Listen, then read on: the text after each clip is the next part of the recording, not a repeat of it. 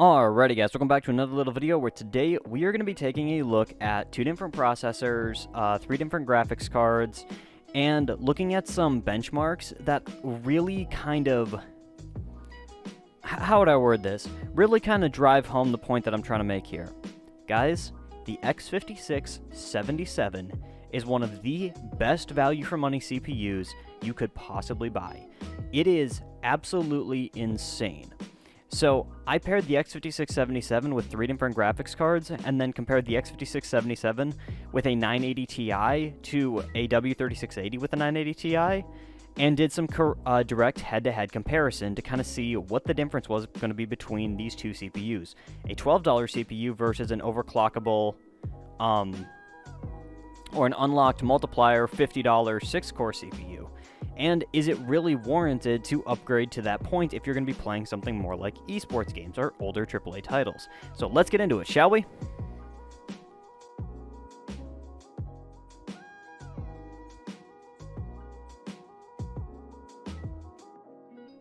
Okay guys, so for our first benchmark, I want us to look at Rainbow Six Siege. Rainbow Six Siege is a pretty decently well optimized game, but it can use a little bit of GPU horsepower.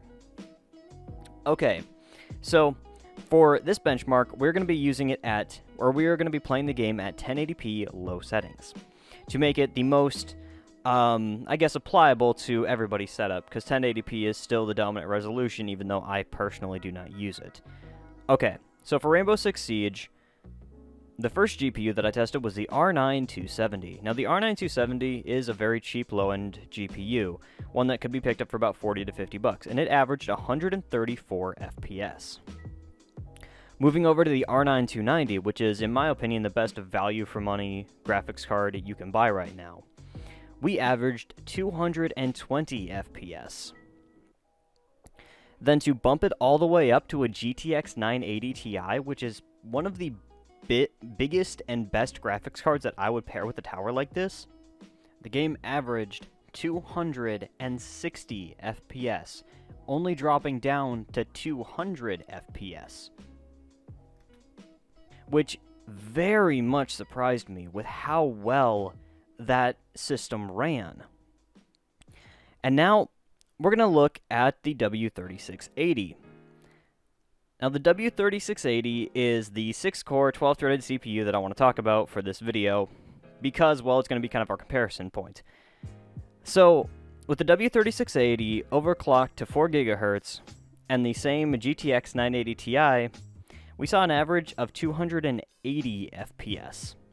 And the lowest we saw drop was 202 FPS.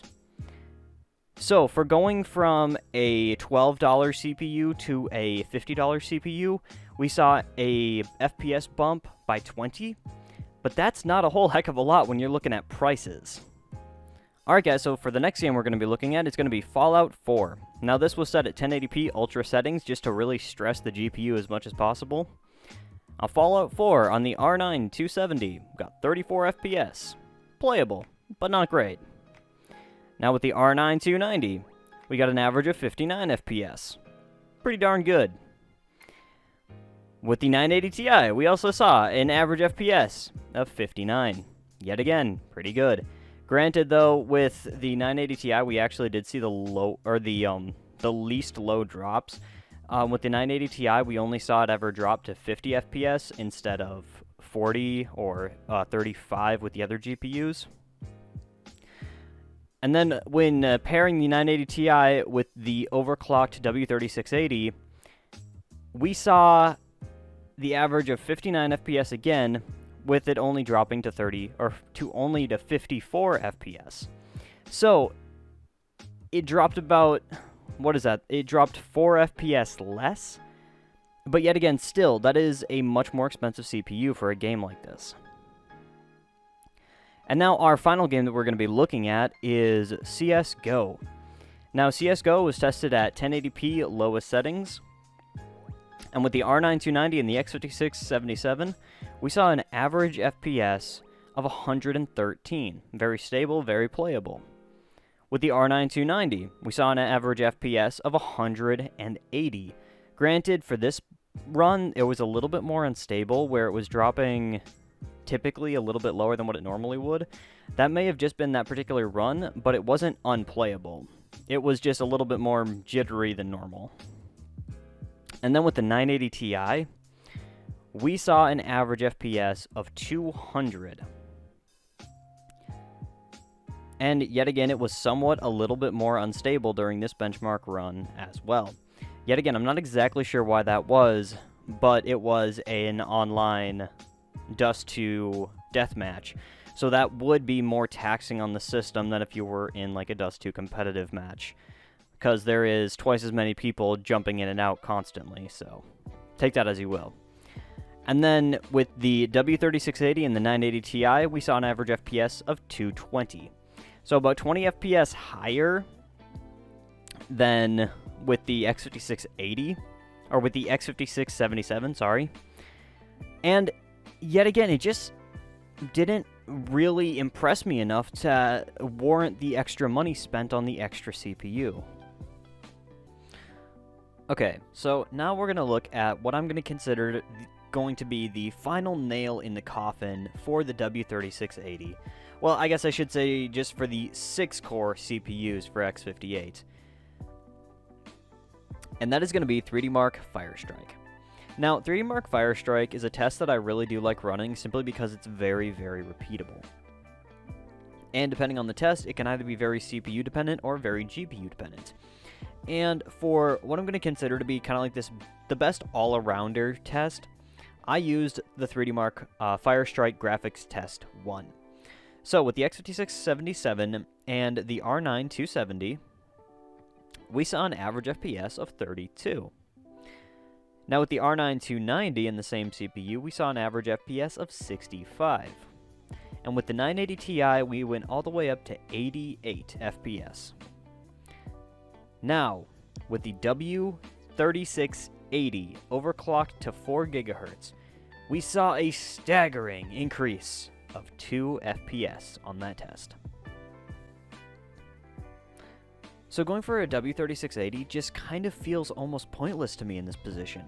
At least in a lot of these tests that I've ran for this particular video, it seemed to me that there really wasn't all that much of an increase in performance when going from a 4-core to a 6-core. Because these Xeons are 4 cores and 8 threads. These things are i7 CPUs, or at least should be looked at as an i7. Now, yes, the daily usability of a 4-core compared to a 6-core, a 6-core will feel a little bit snappier and a 6-core will feel a little bit better. And if you're going to be pairing anything higher than a 980 Ti, honestly, heck, even a 980 Ti, you probably would want to go for a 6-core just to make your PC a little bit more well-rounded. But if you're looking at a purely budget build, a budget build for under $400, something like the x5677 is a phenomenal CPU. And mind you, this isn't a Dell Precision T3500. This is a not overclocked benchmark. Like, these are not like insanely overdone benchmarks. You could probably even get more usability and more performance out of an x5677 if you put it on an actual motherboard and heavily overclocked it. Now, I haven't done that for today's video, but I definitely look forward to doing that in the future. On top of that, if you're playing more esports titles and more, well, free-to-play titles, I genuinely think you're going to have a pretty darn good time with just having an x5677. Now, originally this video was going to be about upgrading your PC to show you guys the kind of performance that you would get if you upgraded to a 6-core, or if you started with a quad-core and then went up to a 6-core. And during my testing, I literally had to tear up my whole script and just start over fresh, because it was not what I thought it was going to be. And that's where I'm ending today's video off. Guys, if you want a Dell Precision T3500 for a gaming PC, buy an x5677. Thank you very much, good night, and peace!